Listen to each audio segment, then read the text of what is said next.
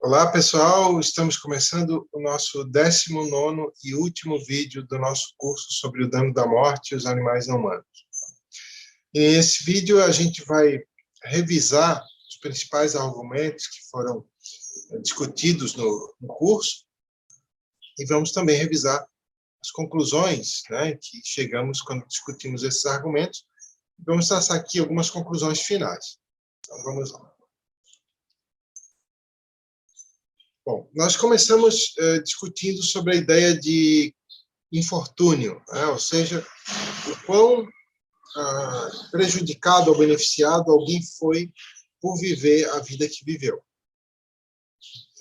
Bom, e nós discutimos várias teorias que visavam medir o quão desafortunado alguém foi com a vida que teve, né? E nós chegamos na conclusão que, dentre as várias teorias que a gente viu, parece que a mais completa tem que levar em conta não apenas os eventos negativos, mas a proporção entre eventos positivos e eventos negativos que vão ocorrer naquela vida, mas não somente também a proporção, mas a quantidade desses eventos. E com base nisso, a gente pode concluir que as vidas da grande maioria dos animais não humanos, sejam os animais não humanos explorados pelos humanos, sejam aqueles animais que nascem na natureza, são vidas de indivíduos muito desafortunados por vivê-las. Tanto porque há uma alta predominância de eventos negativos, a grande maioria desses animais nasce apenas para sofrer e nada mais, e, além disso, a quantidade das experiências positivas é muitíssimo pequena.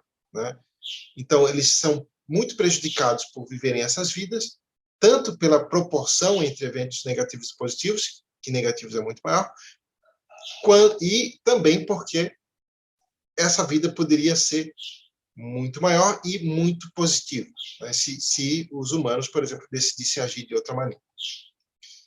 Bom, e depois nós passamos a discutir o dano da morte.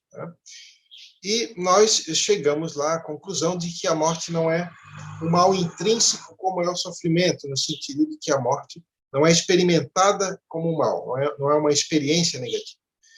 Em vez disso, ela é um mal do tipo extrínseco, ou seja, ela é um mal devido a que ela impede o indivíduo morto de desfrutar de bens intrínsecos, daquilo de positivo que ele desfrutaria se não morresse.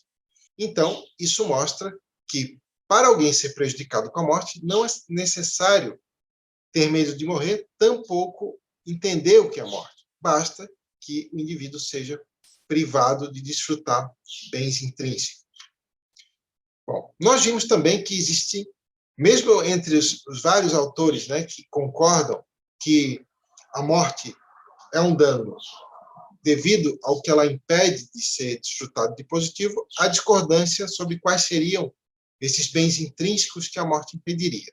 Então, nós vimos várias teorias do bem-estar, e como que cada uma delas explicaria por que a morte é um dano. Então, nós vimos essas teorias aqui. Então, primeiro, a morte é um dano porque impede o desfrute de experiências positivas, que seria a explicação dada pelo experiencialismo, ou hedonismo, como também é conhecido. 2, porque a morte impede a satisfação de preferências, que seria a explicação dada pela teoria preferencialista, ou teoria centrada em desejos. Mas nós vimos 3 variações dessa teoria, que diferem entre si em relação a quais preferências que a morte frustraria e que tornaria a morte um dano. E numa primeira variação, teriam que ser preferências orientadas para o futuro. Numa segunda, diz que a morte é um dano porque impede a realização de qualquer preferência que alguém tiver. E na terceira, diz que é porque impede a realização das preferências que teríamos se nós tivéssemos todas as informações relevantes, mesmo que não tenhamos essas preferências na vida real. E, por último, nós vimos que as teorias de lista objetiva explicam que a morte é um dano porque ela impede o desfrute dos itens dessa lista, que seriam bens intrínsecos. E nós vimos um detalhe muito interessante, que apesar dessas teorias darem explicações diferentes, que para todas essas teorias do tipo 2 e 3, preferencialistas ou de lista objetiva, para elas serem plausíveis, elas têm que considerar a primeira teoria, né, experiencialista ou hedonista, como uma parte da explicação do dano da morte. Por quê? Né? Porque parece implausível negar que o sofrimento é algo que torna nossas vidas piores e que a felicidade, o desfrute, o prazer, a alegria é algo que torna nossas vidas melhores. Então, parece que isso já é suficiente para tornar a morte um dano, impedir o desfrute do prazer, de alegria, de satisfação, de desfrute. Tá? Não é implausível alegar que isso não é a única coisa que importa, que, por exemplo, preferências deveriam ser consideradas, outros itens da lista objetiva deveriam ser considerados, mas, para essas teorias aqui serem plausíveis, elas têm que incluir a primeira lá, como uma parte delas. Por exemplo, se fosse uma teoria de lista objetiva, o desfrute do prazer, a alegria, a felicidade, né, etc., teria que ser um dos itens da lista. Tá? Então, isso mostra que todo ser que é capaz de experimentar sofrimento e prazer, né, se ele tem, dali para frente, a possibilidade de ter uma vida minimamente significativa, ele é prejudicado com a morte. Independentemente de ele ser capaz de experimentar outros itens de uma lista objetiva, independentemente de se ele é capaz ou não de preferências orientadas ao futuro e etc. Com isso, nós chegamos na conclusão de que a morte é um dano toda vez que, comparando-se o teor de eventos positivos e negativos que alguém teria para desfrutar, se não morresse, né, faz sentido dizer que para esse indivíduo seria melhor continuar vivo. Então, se para um indivíduo seria melhor ele continuar vivo, a morte é um dano para ele. Essa seria a conclusão central em relação ao dano da morte.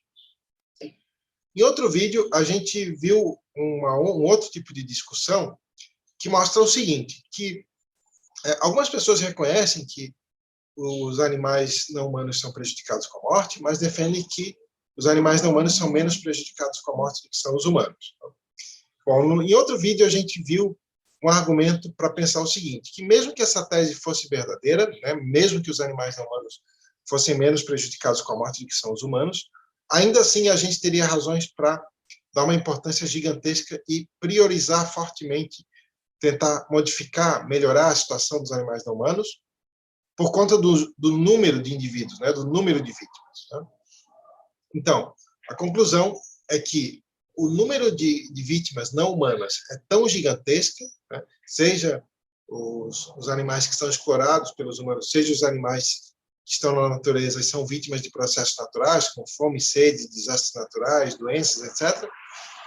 Esse número é tão gigantesco que a prioridade de melhorar a situação dos animais não humanos se manteria, mesmo que fosse dado um peso gigantescamente maior ao bem de cada humano e evitar mortes de cada humano individualmente. Independentemente dessa conclusão, né, ainda tinha ficado em aberto discutir essa questão de se realmente faz sentido pensar que os animais não humanos são menos prejudicados com a morte do que são os humanos. E a gente discutiu isso, né, depois em outros vídeos. E nós vimos um sistema de medição da magnitude do dano da morte, que é os anos de vida ajustados à qualidade, que são os AVACs. Né? Em inglês, se fala QALYs, né? Seria QALY. Né? Então, os AVACs multiplica-se, né, os anos de vida pela qualidade de vida. Né? E isso pode ser feito em relação aos fatores futuros e aos fatores passados. Por exemplo, em relação aos fatores futuros, se multiplicaria os anos de vida que restam pela qualidade de vida média nesses anos, né, que restam para desfrutar. E quanto mais AVACs alguém teria para desfrutar pela frente, mais prejudicado seria com a morte. Né? E, olhando para os fatores passados, quanto menos AVACs desfrutados até o momento, né, quanto menos anos de vida multiplicados pela qualidade, mais prejudicado o indivíduo seria com a morte. E aí nós vimos, né, várias formas de calcular a relação entre AVACs futuros e passados. E vimos que, pela teoria dos AVACs, não tem como dizer que todo humano é mais prejudicado com a morte do que todo animal não humano. Isso variaria muito, né? Variaria de acordo com quanto alguém já desfrutou e quanto faltaria para desfrutar. Então, a teoria dos AVACs, ela não poderia justificar aquela crença de que os humanos são mais prejudicados com a morte do que os animais não humanos. E nem a ideia de que indivíduos cognitivamente mais capazes, né, são mais prejudicados com a morte do que indivíduos menos capazes cognitivamente. Bom, Depois que a gente discutiu a magnitude do dano da morte, a gente passou a discutir razões contra matar e para salvar vidas, né? E tem uma ideia muito comum, né, muito presente, de que as razões contra matar e para salvar vidas de seres com maiores capacidades cognitivas são mais fortes do que as razões contra matar e para salvar vidas de seres com menores capacidades cognitivas. Por exemplo, normalmente é mencionado, né, que, olha, deveríamos nos preocupar em não matar esse tipo de animal não humano e salvar as vidas deles, porque eles são muito inteligentes, né? É um argumento muito comum. E é mais comum ainda, né, a afirmação de que, por exemplo, humanos adultos normais teríamos razões mais fortes, né, contra matá-los e para salvar as vidas deles, do que para salvar as vidas de animais não humanos ou do que as vidas de crianças ou de bebês ou de mesmo humanos adultos com deficiências mentais. A ideia de que as razões contra matar e para salvar as vidas de pessoas, né, ou seja, no sentido não de membro da espécie Homo sapiens, mas de seres com uma cognição típica de humanos adultos normais, seriam então mais fortes. Será que faria sentido manter essa posição? Será que existem bons argumentos a favor delas? A gente discutiu isso também. Então, a gente viu vários tipos de respostas. Uma delas diz que não. Diz o seguinte, que as razões contra matar devem ser determinadas apenas pelo quão prejudicado alguém é com a morte, né? E que o critério adequado de medição da magnitude da morte são os AVACs, né? É o quanto alguém já desfrutou e quanto falta para desfrutar. Isso não tem nada a ver com o grau de complexidade mental, então, que não. Mas vimos outras duas respostas que dizem que sim, que as razões contra matar e para salvar as vidas de seres cognitivamente mais complexos são mais fortes. Uma diz o seguinte: sim, porque os seres cognitivamente mais complexos são mais prejudicados com a morte, e outra dá uma resposta bem diferente, diz que sim, mesmo que eles não sejam mais prejudicados com a morte, mas sim porque eles possuem um status superior, são seres superiores, a ideia de hierarquia, de estatura moral. Então vamos relembrar um pouco o que a gente discute sobre essas duas posições que dizem que sim, né, que haveriam razões mais fortes contra matar e para salvar as vidas de seres cognitivamente mais complexos. Então, vamos começar discutindo aquela resposta que diz que sim, haveriam razões mais fortes contra matar e para salvar as vidas de seres cognitivamente mais complexos, afirmando que é porque eles são mais prejudicados com a morte. E aí nós temos que perguntar o seguinte, né? Seres cognitivamente mais complexos seriam realmente mais prejudicados com a morte? Por quê? Então, nós vimos também dois tipos de resposta. Uma dizia que sim, porque os prazeres intelectuais são mais valiosos, fazia essa afirmação, e outra dizia que sim, alegando que é porque eles possuem maior conexão psicológica. Então, vamos recapitular o que a gente viu sobre cada uma delas, né, os principais pontos, né? Então, vamos começar por essa, né?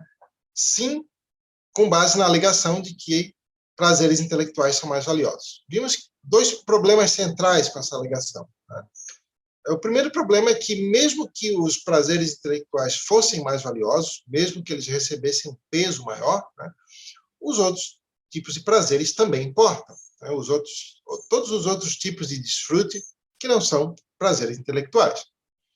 E poderia ser que, comparando-se dois seres, sendo que apenas um deles seria capaz de prazeres intelectuais, poderia ser que aquele que fosse incapaz de prazeres intelectuais tivesse tanto mais a perder em termos de outros prazeres não intelectuais, que ainda seria mais prejudicado com a morte, mesmo que fosse dado um peso maior aos prazeres intelectuais. A única maneira de evitar essa conclusão seria estabelecer que os prazeres intelectuais são um trunfo, né? No sentido de que nenhuma outra quantia de outros tipos de prazeres, quaisquer que fossem, por maior que seja essa quantia, poderia ser melhor do que qualquer quantia de prazeres intelectuais, por menor que fosse. E isso parece que ninguém aceitaria. Por exemplo, teria que ser dito que 5 minutos jogando jogo da velha seria melhor do que uma vida inteira com prazeres do tipo estar perto de quem se ama, nadar, ter muitos amigos, correr, comer uma comida que se gosta, né, e ter isso ao máximo, né, da forma mais feliz possível durante a vida inteira. Parece que ninguém preferiria 5 minutos do jogo da velha, que é um tipo de prazer intelectual. Bom, vimos outro problema. O outro problema é justamente com essa tese de que prazeres intelectuais são mais valiosos, deveriam ter um peso maior do que outros tipos de prazeres, né? O problema é que essa tese não passa em 2 testes que são, digamos, não arbitrários, não tendenciosos, para se determinar o quão valioso é um prazer. O primeiro é o teste da magnitude, né, a intensidade e a duração do prazer, né, simplesmente porque tem prazeres não intelectuais que são mais intensos, né, mais duradouros do que determinados prazeres intelectuais. E parece que afirmar que, dados 2 tipos de prazeres, um prazer intelectual e um não intelectual, se eles têm a mesma intensidade e a mesma duração, afirmar que prazer intelectual mais valioso seria arbitrário, teria que ser dado um argumento adicional, né, porque viola essa tese imparcial de testar, esse critério imparcial de teste do quão valioso é um prazer. E parece que essa tese de que prazeres intelectuais têm um peso maior também viola o teste da significância, ou seja, nesse segundo teste, o quão valioso é um prazer seria medido pelo quão significativo ele é na vida de alguém.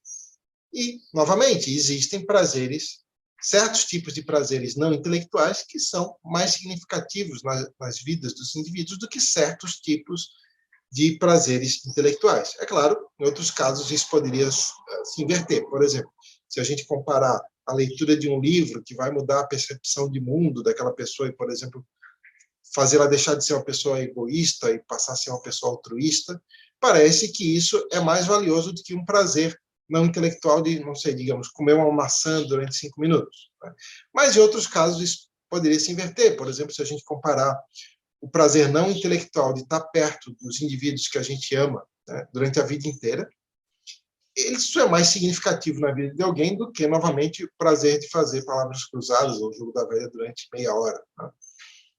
Então, parece que não dá de estabelecer que prazeres intelectuais necessariamente são mais valiosos.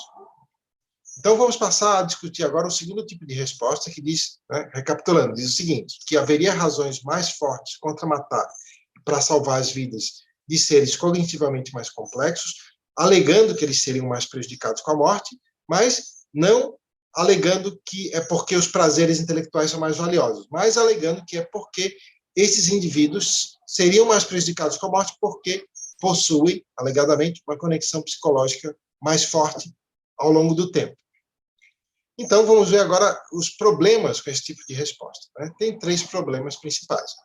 Primeiro, que é similar ao problema que a gente viu com a tese de que prazeres intelectuais são mais valiosos e que isso implicaria que seres capazes de prazeres intelectuais seriam mais prejudicados com a morte.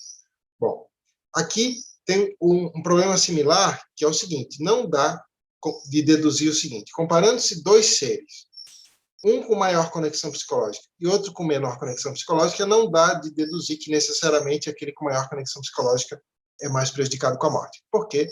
Poderia ser que, comparando-se 2 seres, né, um com maior conexão psicológica do que o outro, pode ser que aquele que tivesse menor conexão psicológica tivesse tanto mais a perder em termos de AVAX, né, de anos de vida ajustados à qualidade, que ele ainda assim seria mais prejudicado com a morte, mesmo que ele tivesse uma conexão psicológica mais fraca e os AVAX dele fossem multiplicados por algo menos do que 1, por 0, alguma coisa. Tá?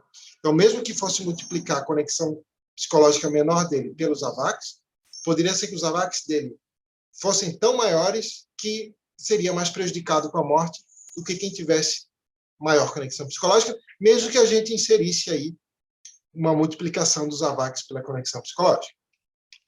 Outro problema, né? Um problema é que não dá de necessariamente dizer que quem tem capacidades cognitivas mais complexas necessariamente tem maior conexão psicológica. Bom, como a gente viu, tem 2 maneiras de medir a conexão psicológica ao longo do tempo de um indivíduo. Né? Uma delas é ver quantos conteúdos mentais tem em comum. Mas outra maneira dessas, né, é ver a proporção de conteúdos mentais em comum. E se o que essa conexão psicológica visa medir é o quão parecido o indivíduo é qualitativamente consigo próprio ao longo do tempo, em termos de conteúdos mentais, parece que a maneira adequada de medir essa conexão psicológica é em termos de proporção, e não em termos de quantos conteúdos mentais em comum tem em relação de um instante com outro. Porque, por exemplo, vamos supor que um indivíduo tem 10 conteúdos mentais e ele ganha mais 90, mas não perde aqueles 10. Então, ele tem 10 conteúdos mentais em comum. Né? Mas ele tem 90 diferentes. E vamos supor outro indivíduo que ele tem 10 conteúdos mentais, ele perde um, fica com 9 em comum e ganha outro. Né? Bom, em termos de conteúdos em comum, o primeiro, né, que tem 10, ficou com os 10 e ganhou 90, ele tem mais conteúdos em comum do que aquele que tinha 10 e ficou com 9 e ganhou um diferente. Mas esse indivíduo, como ele ganhou 90, né, a proporção dos conteúdos mentais em comum é muito menor, né, é só 10% do que o outro, que tem 90% em comum. Né? Mesmo que esse segundo seja muito menos complexo cognitivamente, esse que ficou com 10 conteúdos mentais. Tá? Então, se a conexão psicológica, a maneira adequada de medi-la foi em termos proporcionais, não em termos de conteúdo, a quantidade de conteúdos em comum, então não dá de dizer que seres cognitivamente menos sofisticados têm uma conexão psicológica menor. É possível que seres cognitivamente menos sofisticados tenham uma conexão psicológica maior ao longo do tempo. Então, e o terceiro problema é o seguinte: qual é a relevância da conexão psicológica para a magnitude do dano da morte? Bom, isso teria que ser explicado, porque não é óbvio. Tá? E nós vimos dois tipos principais de resposta. Né? Então, a primeira resposta diz que é porque a conexão psicológica determinaria a identidade de um indivíduo, isto é, determinaria que aquele indivíduo é o mesmo ao longo do tempo. Bom, nós vimos que essa teoria da identidade, né, que é baseada na conexão psicológica, ela tem dois problemas tem dois contra-exemplos a ela que parecem mostrar que ela confunde os sentidos qualitativo e numérico do termo o mesmo, né, que está em jogo aí na ideia de identidade, que era o exemplo do tiro mortal e o exemplo do duplicador. No exemplo do tiro mortal, né, alguém tem duas opções. Né? O objetivo desse alguém é continuar tendo experiências, continuar consciente, né, sendo um ser senciente. E ele tem duas opções. No primeiro caso, ele perde toda a conexão psicológica, perde todas as memórias, traços de caráter, desejos, etc., mas ele continua com o cérebro funcionando. Né? Dali para frente ele forma outras conexões psicológicas, ganha outras memórias, né? Mas até então ele tem uma amnésia total, mas ele vai perder a conexão psicológica.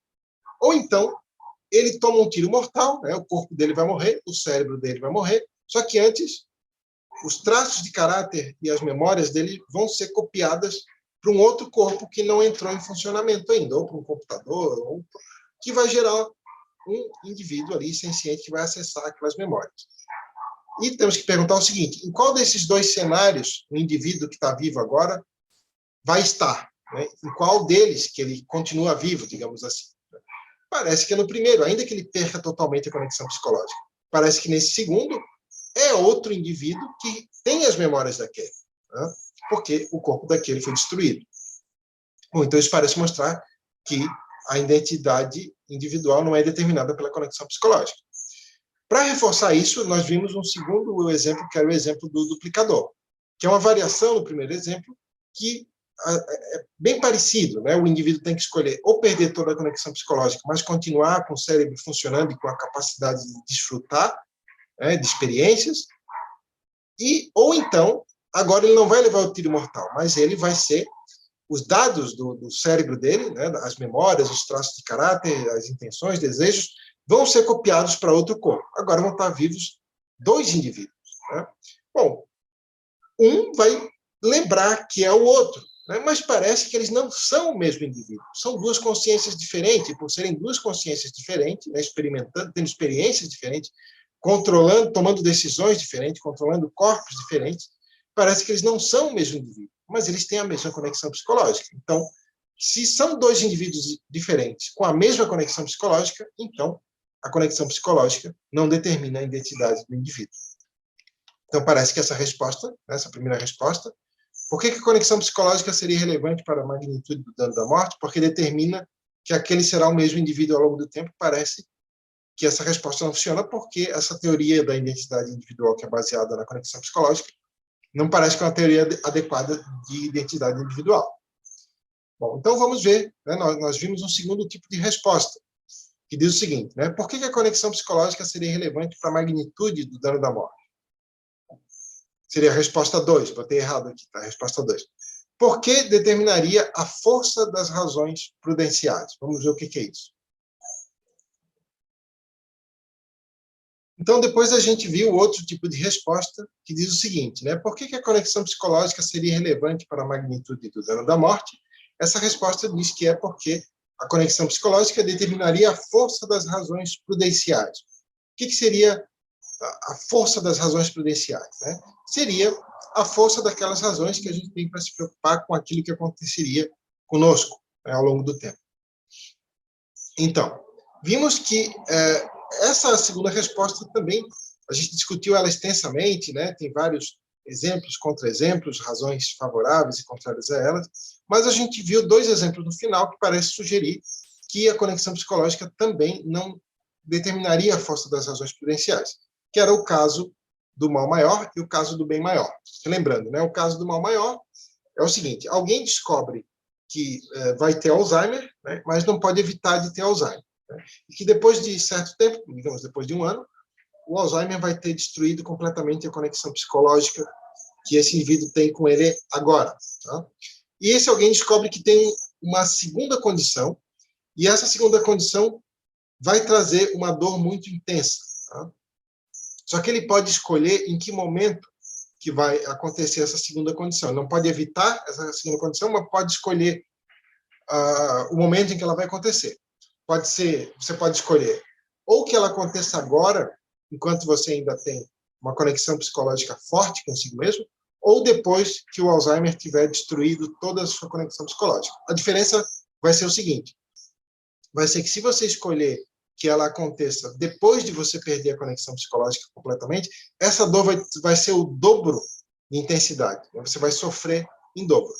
Bom, parece que, de um ponto de vista de razões prudenciais, o indivíduo tem razões para preferir que essa dor aconteça agora, enquanto ele tem ainda uma conexão psicológica forte consigo próprio. Então, isso parece mostrar que a força das razões prudenciais para se evitar determinado evento negativo ou para se buscar determinado evento positivo não depende da conexão psicológica, porque se dependesse, o indivíduo teria que preferir que essa dor mais intensa, com o dobro de intensidade, ocorresse depois, né, só porque o indivíduo teria perdido toda a conexão psicológica com o que é agora. Tá? Então, isso parece mostrar que seres que têm uma menor conexão psicológica consigo próprios ao longo do tempo, eles não são menos prejudicados com eventos negativos. Depois a gente viu um exemplo análogo em relação a eventos positivos. Né? Por exemplo, a gente viu um caso, né, onde uma criança tem o desejo de passar férias de um mês em um local onde ela gosta muito.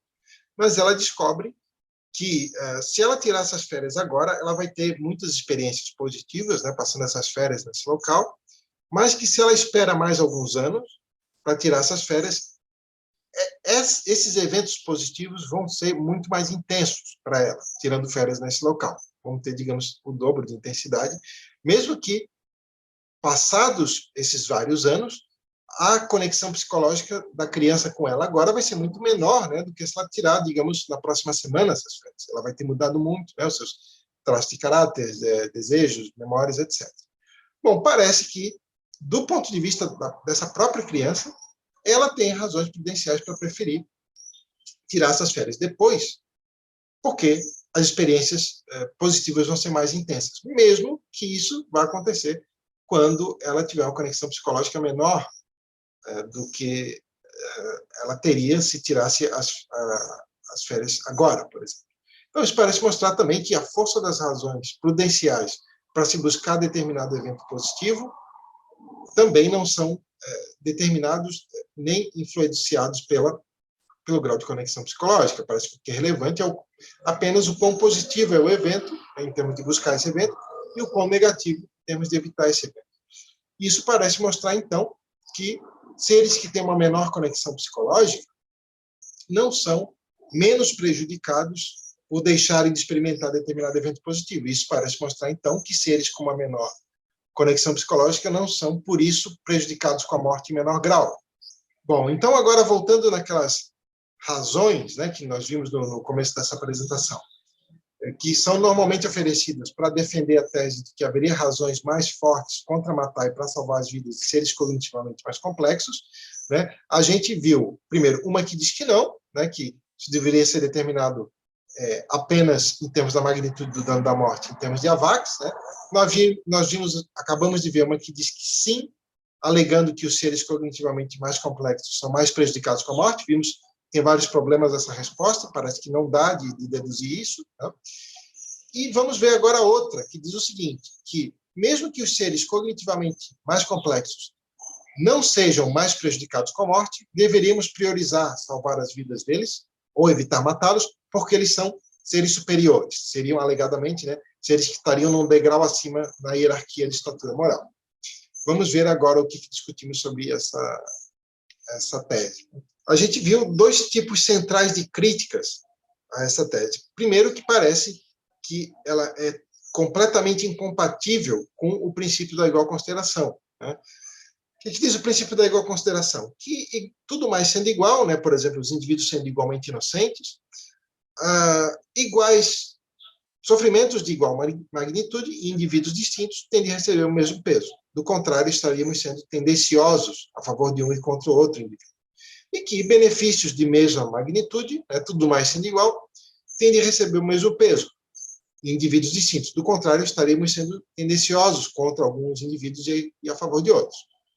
Bom, se é dito o seguinte, que esse indivíduo aqui, ele é mais prejudicado com a morte do que esse aqui, mas mesmo assim, temos razões mais fortes para evitar de matar ou para salvar a vida desse que vai ser menos prejudicado com a morte, só porque ele é mais inteligente.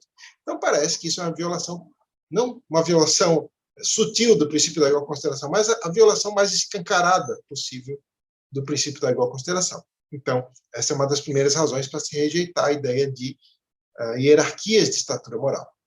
E nós vimos outra razão, que parece que isso é incompatível também com a imparcialidade. Né? Nós vimos lá o método da posição original e do véu da ignorância, né? E vimos que parece que, sob condições imparciais, onde a gente não soubesse se a gente poderia ser, depois que o véu fosse levantado, seres com capacidades cognitivas complexas, ou seres sem essas capacidades, né? Por exemplo, crianças, bebês, doentes mentais, animais não humanos, etc., parece que isso jamais seria provado como justo. Dizer, por exemplo, que o indivíduo A é mais prejudicado do que o B, mas mesmo assim deveríamos priorizar o B porque ele é mais inteligente. Isso provavelmente não seria reconhecido como justo se a gente não soubesse que estamos nessa posição daqueles que seriam favorecidos tendenciosamente com esse princípio. Então, parece que isso não seria aceito sob uma perspectiva imparcial e, levando em conta, né, imaginando, por exemplo, agentes autointeressados, né, que visassem maximizar o seu bem-estar, mas estivessem sob condições de imparcialidade, né, numa figura do véu da ignorância, onde não soubessem a que espécie viriam a pertencer, a probabilidade de que depois que o véu fosse levantado, a pessoa descobrisse que estaria ali no corpo de um animal não humano, porque a quantidade deles é vastíssima, né, imensamente maior, tem de 1 a 10 quintilhões de animais não humanos em um dado momento, os humanos não chegam a 8 bilhões, né, e desses humanos, boa parte não tem aquelas capacidades cognitivas complexas que o argumento assume. Então, é muito provável que, quando o véu fosse levantado, alguém descobrisse que estaria na posição de um indivíduo que não tem aquelas capacidades cognitivas complexas. Isso aumentaria, então, as chances de, sob o véu da ignorância, os indivíduos rejeitarem veementemente que hierarquias de estatura moral para colocar seres cognitivamente mais complexos acima dessa hierarquia, isso seria rejeitado, então, como algo injusto. Então, a gente viu, então, até o momento, né, conclusões centrais, né? Tudo isso que foi revisado foi sobre quando a morte é um dano, né? Sobre a magnitude do dano da morte e sobre a força das razões contra matar para salvar vidas, né? Então, vamos revisá-las, né? Sobre o dano da morte. Concluímos, então, que os animais não humanos são prejudicados com a morte, não apenas com o sofrimento, né? E são prejudicados com a morte toda vez que for melhor para eles continuarem vivos em comparação a morrer. Simples. Sobre a magnitude do dano da morte, né? Que a gravidade do dano da morte parece que temos melhores razões para medi-la unicamente em função do quanto alguém perderia de desfrutar se morresse, seriam os AVACs futuros, né? O tempo multiplicado pela qualidade de vida, e do quanto desfrutou agora, os AVACs passados, também multiplicando o tempo pela qualidade de vida. Então, parece que, se a gente adotar medidas não arbitrárias da magnitude do dano da morte, não é possível fundamentar que os membros da espécie humana são necessariamente mais prejudicados com a morte do que os animais humanos, e nem que seres cognitivamente mais complexos, né, cognitivamente mais capazes, são necessariamente mais prejudicados com a morte do que seres com menores capacidades cognitivas. Não dá de tirar essas conclusões. E depois nós vimos conclusões contra as razões, em relação às razões contra matar e para salvar vidas, né? Parece que as razões diretas, né, ou seja, centradas na preocupação com o indivíduo que será morto, desconsiderando aí impactos indiretos ao longo do tempo em relação a outros indivíduos, parece que as razões diretas contra matar e para salvar a vida de alguém são diretamente proporcionais ao quanto esse alguém seria prejudicado com a morte, e só isso, né? Ou seja, que a ideia de estatura moral, aquela ideia de que esse aqui é menos prejudicado com a morte, mas temos razões mais fortes para salvá-lo e contra matá-lo. Parece que ela é totalmente arbitrária, então que as razões contra matar e para salvar vidas deveriam ser determinadas unicamente com base na magnitude do dano da morte. Novamente, estou falando aqui de razões diretas, né? Claro que teria que se levar em conta os desdobramentos de consequências e o impacto, né, desse indivíduo no bem-estar e nas vidas de outros indivíduos. Mas estamos falando aqui só do dano da morte individual e das razões contra matar que são diretas, de preocupação com aquele que seria morto. Bom, nós vimos também que tem autores que discordam dessas conclusões que foram defendidas aqui, né? Por exemplo, a gente passou lá a posição do Jeff McMahon, né? Nós vimos que o McMahon mantém que o erro em matar humanos adultos normais é maior do que o erro em matar animais não humanos e humanos que não têm capacidades cognitivas sofisticadas, que esse erro seria maior mesmo quando os animais não humanos, ou esses humanos que não têm essas capacidades, seriam mais prejudicados com a morte. E ele defende também, né, que a conexão psicológica que alguém mantém com o seu eu futuro é relevante para a medição da magnitude do dano da morte. Nos outros vídeos, a gente discutiu a posição dele e de outros autores, né, e vimos várias razões para a gente rejeitar esse tipo de posição, tá? Vimos argumentos favoráveis a essas visões, mas no final concluímos, né, que as razões contrárias parecem que mostram graves problemas com esse tipo de posição. Contudo, tem um certo grau de convergência, né? Vamos supor que alguém não se sentiu convencido pelo que foi argumentado aqui e continua mantendo uma posição como a do McMahon, por exemplo. Existe um grau de convergência que pessoas de diferentes perspectivas poderiam concordar em relação a essa questão. Então, o que eu anotei aqui, mesmo alguém que discorde da abordagem que foi definida aqui, né, ainda pode reconhecer que temos razões fortes, derivadas da magnitude do dano da morte para os animais não humanos, para evitar matá-los e para ajudá-los. Qual é a diferença, né? A diferença consiste que essas pessoas, que adotam, por exemplo, uma visão como a do McMahon, diriam que a situação dos animais não humanos, né, as mortes, pelo menos em relação às mortes, não é tão grave quanto seria se os humanos adultos normais que tivessem AVACs similares estivessem a padecer da mesma situação. Em relação ao sofrimento, diriam que é tão grave quanto, mas em relação ao dano da morte, diriam que não é tão grave quanto, mas poderiam reconhecer ainda que é muito grave. A diferença é que a abordagem foi definida que diria que é tão grave quanto, mas não é tão diferente. Então, essas pessoas teriam ainda que reconhecer que a situação é tão grave quanto seria se fossem humanos não pessoas, né? Bebês, crianças pequenas, portadores de deficiências mentais, etc., que tivessem AVACs similares e conexões psicológicas similares dos animais não humanos que estivessem a padecer a mesma situação. Esse é o caso do próprio McMahon, né? A gente viu várias críticas à posição dele aqui. Isso poderia ter dado a entender que, por ele defender aquele tipo de teoria, que defende que há razões mais fortes contra matar e para salvar as vidas de indivíduos cognitivamente mais complexos, e que ele defende que esses indivíduos seriam prejudicados com a morte em maior grau, etc., poderia ter dado a entender que ele seria totalmente avesso a mudar a situação dos animais não humanos, mas não é assim. Né? Ele defende que, tanto por preocupação com o sofrimento quanto com o dano da morte, que parece não haver justificativa para o consumo de animais. Está lá no artigo de 2008, que logo depois eu vou mostrar ali a citação. Tá? E, além disso, ele, assim como outros vários autores, defende que temos fortes razões para tentar ajudar os animais que são vítimas dos processos naturais, os animais que estão lá na natureza. Ele tem 3 artigos, né, defendendo isso. Tanto por preocupação em evitar o sofrimento, quanto da magnitude do dano da morte. Né? Sobre o consumo de animais, lá está nesse artigo de 2008. Parece que ele vai defender o consumo de animais, mas na conclusão não é nada assim.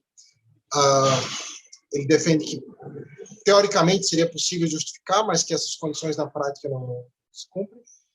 E nesses 3 artigos ele defende lá intervir para ajudar os animais que são vítimas dos processos naturais. Então, como conclusão final, né, do nosso curso, né, o que foi defendido aqui é que, se a morte é um dano porque impede o desfrute dos bens que alguém experimentaria se continuasse vivo, então a prematuridade da morte agrava o dano da morte. E já que a imensa maioria das mortes dos animais não humanos é extremamente prematura, seja dos animais não humanos que estão são explorados pelos humanos, seja os que estão na natureza, então eles são tipicamente bastante prejudicados com a morte. Tanto pelo pouco que eles chegam a desfrutar de positivo, que muitas vezes é nada, quanto pelo muito que eles poderiam desfrutar, se os humanos decidissem de maneira diferente, isso não ocorre.